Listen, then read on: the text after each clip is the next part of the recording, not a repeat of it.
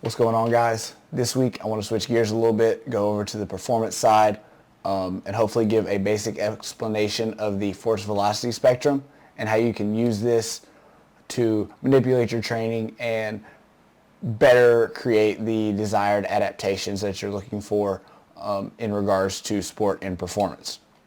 Okay, the basic thing that you need to understand here is that force, max force, and max velocity are on two separate ends of the spectrum.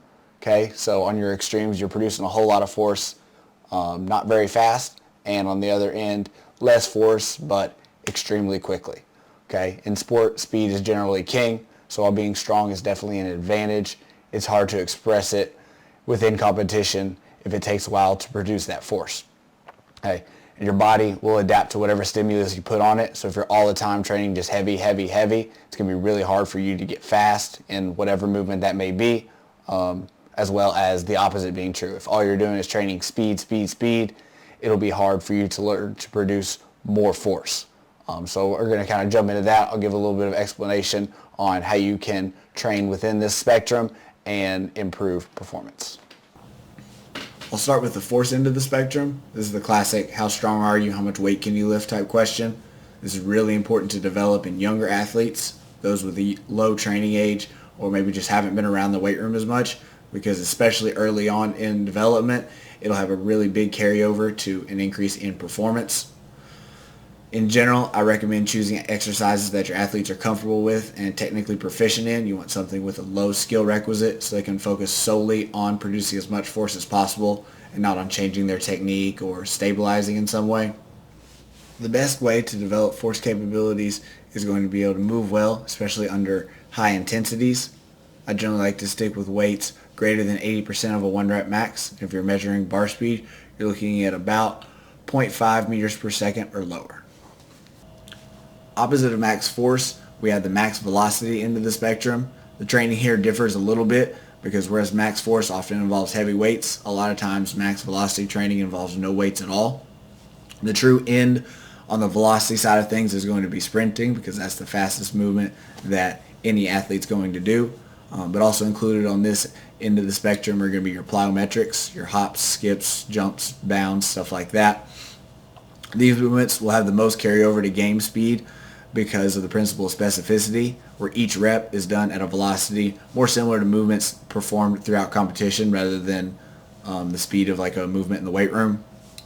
That doesn't mean that we can't train velocity within the weight room. You just won't hit the entire spectrum if you're only trying to achieve max velocity within your lifts. If you're looking to improve velocity capabilities to some of your standard lifts, you're going to be looking at usually less than 40% of your 1 rep max and trying to have the bar speed go up over 1 meter per second. For athletes whose force capabilities far and away exceed their velocity, this is the end of the spectrum that you want to focus on to get the biggest carryover from your training to competition and performance. In between your max force and max velocity capabilities is going to be power production. Power is literally force times velocity, so to maximize power we have to maximize both force and velocity. Essentially to improve it, you have to either lift the same weight faster or a heavier weight the same speed. Being in the middle, there's some pretty wide ranges involved to train power. From a velocity perspective, you're going to be looking at anywhere from 0.5 meters per second on the low end to a meter per second on the high end. This will generally fall with loads between 45% and 75% of your 1 rep max. Power training is really good for athletes of all types, just because you can get a little bit of force and velocity training at the same time. But especially advanced athletes, once you've kind of evened out your force and velocity capabilities, power training is the icing on the cake, again, so you can maximize both. Movement intent is really important here because with such broad ranges, it's easy to miss the boat and not challenge force or velocity in any meaningful way if you're not focused on being powerful throughout the lift. Olympic lifts are some of the most common variations to train power, especially within the football community, but it does not mean that you have to use them. They're really common just because you can load up the bar really well, and to complete the lift you have to move it relatively fast. I personally use a lot of resisted sprinting, med ball work, and resisted jumping for my power training. Here's a real quick example of what I mean by moving with intent.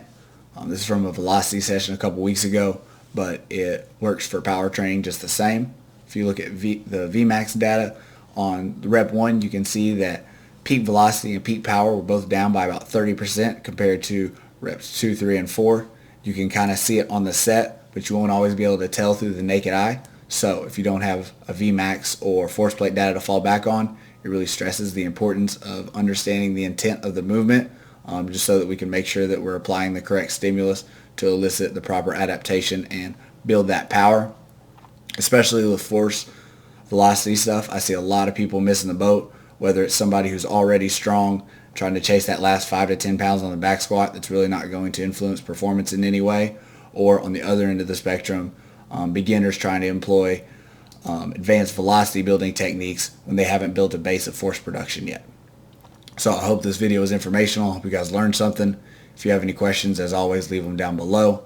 Don't forget to like and subscribe to the channel if you're new, and I will see y'all in the next video.